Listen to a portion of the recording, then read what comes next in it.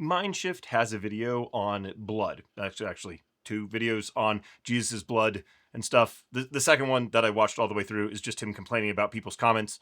And I have no idea if that is actually representative of the kinds of comments he gets. If so, I'm sorry, Mindshift, that those aren't very good. Okay, so I'm going to try and make a video for those who are interested, having watched his video. If you haven't yet, linked down in the description below.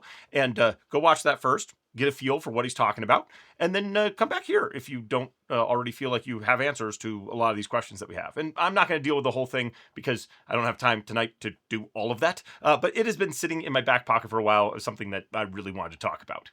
Because one of his complaints is that there's a lot of blood magic going on in the Bible. Like, it's a whole lot of blood magic, lots of blood stuff going on, so much blood. And in a sense, yes, because the Bible is not written out of thin air. It is actually written in a culture, in a time, to a particular group of people. And those people were surrounded by blood magic that did a lot of things. You have a lot of sacrificial systems that are out there doing a lot of things with blood. And what is the Jewish community going to do in the light of all of that that's going on? And how does this work? What is the point of it?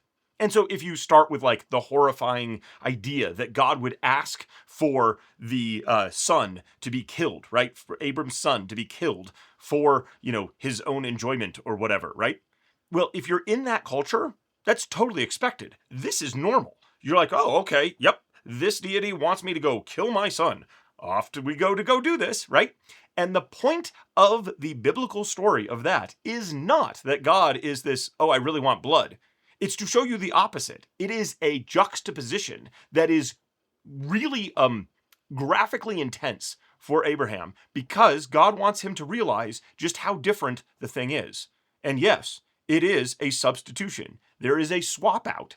And the whole point there is that we are not bound by this blood magic system. We don't have to offer our firstborn kids. We don't have to do that.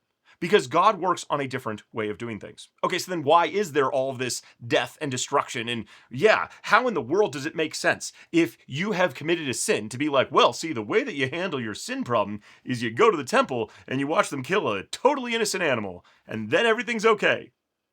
And I get where Mindshift is coming from with this, because that's been my understanding for a long time as well, until I started, researching things and learning stuff.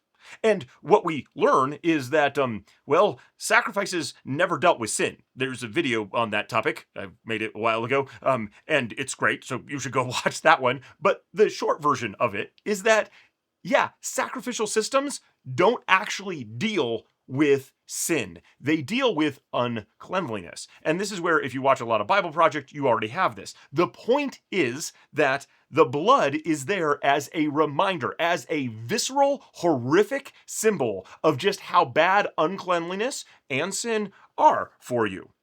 It's bad. And yeah, we have to take life to deal with this, because when you don't do what God, the author of life, tells you, then you are engaging in death. And this is death, and it's horrible. So yeah, if you are expecting to walk into the temple and everything smells great, well, the only reason why it would smell good at all is because of that special incense that they created for it, which is a whole nother topic in and of itself. But you have this incense to cover the smell of all the blood, because yes, it is gross. Sin is gross. Uncleanliness is gross. But again, you can't deal with sin with a sacrifice to a bull. And go watch that video, because it has the scriptures in there for that for you. And so the point is that instead there is uncleanliness and we need to clean it. And so we're using blood, life, to show that we need to do this, to bring things back into right relationship. Is it because God really loves to just have blood? No, he'd rather not have that happen. But when we break it, we need to understand what's going on with that. This is an object lesson, and a horrific one at that, so that we understand the brokenness of all this that's going into this.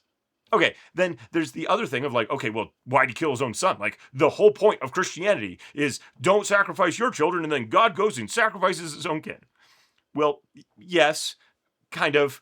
there's language stuff, right? Like we talk about Jesus as God's son, right? That's reasonable, that's scriptural. Yeah, cool. But it's not like Jesus was this one that was born, right? And no, he's part of the Godhead and all that Trinity weird stuff that's going on there, okay? But what we have is God himself saying, yeah, humans, you're not going to do it. And instead of saying, so therefore we're going to paint the earth red in blood, it's instead, no, I'm going to go take care of it myself. That is the good news, that Jesus himself comes. And also, by dying and rising again, we're dealing with death as well as sin and other stuff that's going on, including going up against the powers of this world, both the supernatural, the political, and the religious, and letting them do their worst and still coming out on top. And there's a lot of great videos from the Bible Project on that. I think Heiser also has a lot of good stuff there as well. So when you look at the blood and why there's so much of it in the Old Testament all the way into the New Testament, it is because it is there to show us that we need to be cleansed in order to be in right connection with God. And then also that he himself is the only one that's going to be able to save us. So if you grew up thinking like, well, yeah, God, wants all this murder of animals and stuff because that's going to make him happy. No, that's actually more the pagan propitiation idea. Got a video on that as well. Okay. And the idea that it is something where God is like, yes, I love this. He does actually talk about how the aroma is pleasing to him. And I don't know, I've grilled steaks and burgers and brats. And that does smell pretty good. So even there, I'm like, Mindshift, I don't know what's quite going on with all that idea. But yeah, okay, yes. But at the same time, God also says, I hate the stench of these sacrifices because you're not doing it with the right heart. You're just trying to deal with things and get it over with and be like, okay, and now I can go back doing my horrible stuff. So it's not that God just universally loves the smell of blood. That's actually not the point at all. The point is that God likes it when we come before him and say, yep, we need to be in right relationship with you and we need to do that. And ultimately, that is best through Jesus Christ. And communion is one way where we do this. And it is true that Jesus does say you need to drink my blood. So for those who are like, this is vampirism, this is weird. Well, yeah, that actually turned off a whole lot of people who were following him at the time as well. That's also in the Bible. If you were following along with the Sunday school lessons recently, you would have come across that as well. So yes, Jesus is quite provocative with this. But again, it's trying to help us understand the connections between life and death and how this all plays in together with needing to be purified, with needing new life, with needing things to bring us out. So that's what I got for today. But of course, there's a lot more. So if I didn't cover something you wanted me to, please leave a comment down below because this is Sublogogy. Let's learn more together.